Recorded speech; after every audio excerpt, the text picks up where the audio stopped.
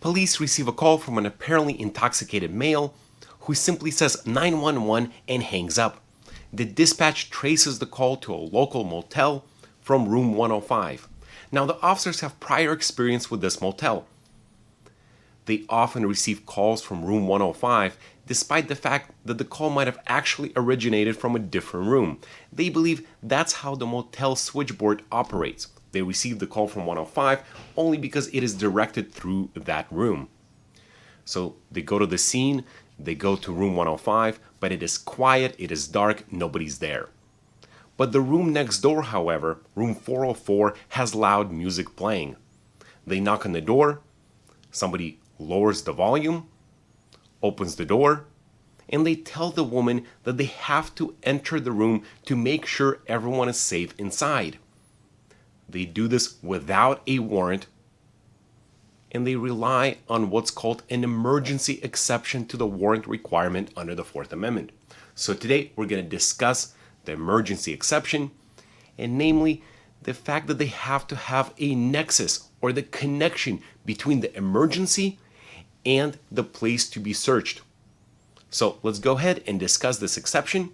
But before we do, I want to thank you for watching me here on YouTube. If you're new to the channel, please hit that subscribe button. If you're listening to the podcast version of this recording on Audible or Spotify, please give my podcast a 5-star review rating. And finally, if you want to support this channel, consider going to LAWSTACHE.com and check out some of the merch, including the Do Not Arrest This Person t-shirts, hats, stickers, and other items. And one more thing. I am licensed in California and Nevada. If you have a criminal case that you'd like to discuss with me or potentially hire me on the case, go ahead and give me a call. Quick message from LawStache. Are you charged with a crime? Or do you want to know your rights if stopped by police? Watch California attorney Anton Vieltsin discuss legal cases from the Supreme Court, Ninth Circuit, and California state courts on the LawStache YouTube page. Anton has handled hundreds of federal and state criminal cases, has an in-depth knowledge of the law, and has the best mustache ever. Subscribe to the LawStache YouTube page. That's LAWSTACHE. Today we're discussing United States versus Deemer, which is a Ninth Circuit case, and it deals with emergency exception to the warrant requirement under the Fourth Amendment. Now, from the introduction, you know some of the facts, but let's run through them one more time super quick. Officers receive a call from an apparently intoxicated male who simply says 911 and hangs up. Officers are dispatched to the motel from where the call came, from room 105, but they know from prior experience that they often receive calls from 105 even though the call might have originated from somewhere else. That is how the motel switchboard operates. So when they get there, they go to the office. They don't find the manager there. They then go to 105. The room is quiet, dark, so nobody's there. However, the room next door, room 404, I know, bizarre numbering. For some reason, we have 404 right next to 105, but in the room 404, there's loud music. The officers knock on the door, somebody lowers the volume, and answers. The officers identify themselves through the door and tell the occupant to open the door. A woman tells the officers that it will take a few minutes for her to get dressed. About 3-4 minutes later, she opens the door. They ask the woman whether everything's okay. She says yes. They ask her if anybody else is in the room. She answers no, but the officers can hear that somebody is in fact inside. So the officers tell this woman that they will make entry into the room to make sure that everybody is safe. Now they do this without a warrant and without consent. They make an entry, they go to the bathroom where they find Mr. Deemer. Now for some reason, they say that Mr. Deemer was not cooperative. I'm not sure why he needs to cooperate, so they handcuff him and walk him out of the bathroom. When they walk him out, they find some methamphetamine paraphernalia. So they believe that this is a small meth lab. The officers then obtain a warrant to do a more thorough search of the place. And of course, Mr. Deemer is now charged with a number of drug-related charges. He later says that all the items that were found inside the motel room should have been suppressed because the officers violated his Fourth Amendment rights. Remember, the Fourth Amendment protects you against unreasonable searches and seizures, and generally speaking, officers need to have a warrant before they conduct a search or seizure. Now, throughout the years, the courts have articulated a number of exceptions to the warrant requirement. We're talking about consent, automobile exception, exigent circumstances, community caretaking exception, and so on. If you've been paying attention to my channel, you should know most of these exceptions, if not all of them. So today, let's discuss the emergency exception to the warrant requirement. The Ninth Circuit has recognized the emergency exception to the Fourth Amendment's warrant requirement in United States versus Cervantes.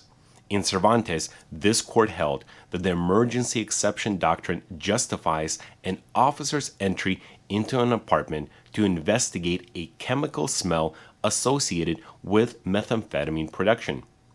We applied the doctrine in Cervantes because, number one, the police had reasonable grounds to believe that there was an emergency at hand and that there was an immediate need for their assistance.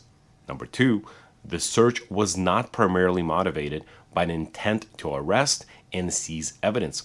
And finally, number three, the police had reasonable basis, approximating probable cause, to associate the emergency with the area to be searched.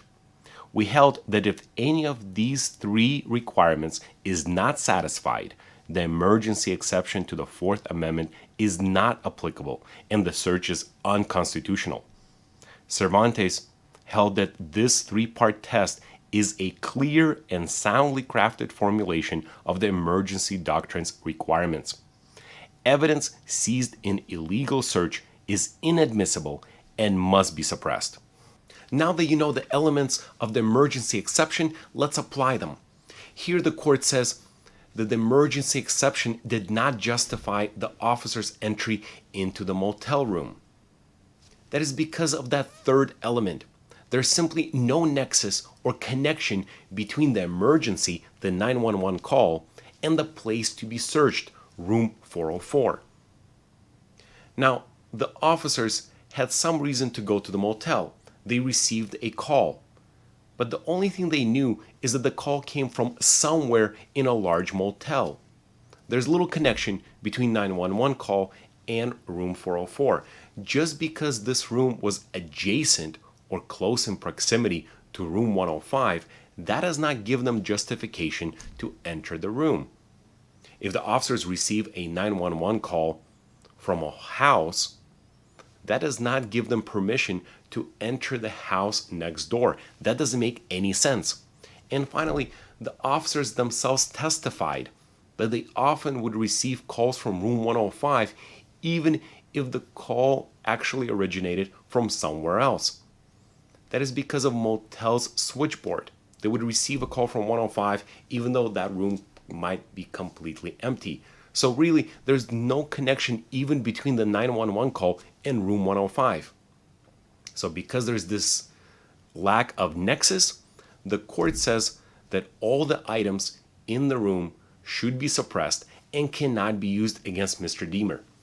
If you enjoyed this video, if you learned a little bit more about the emergency exception, hopefully you now understand all of these elements, or at least the third one, please give me a thumbs up, subscribe to my channel.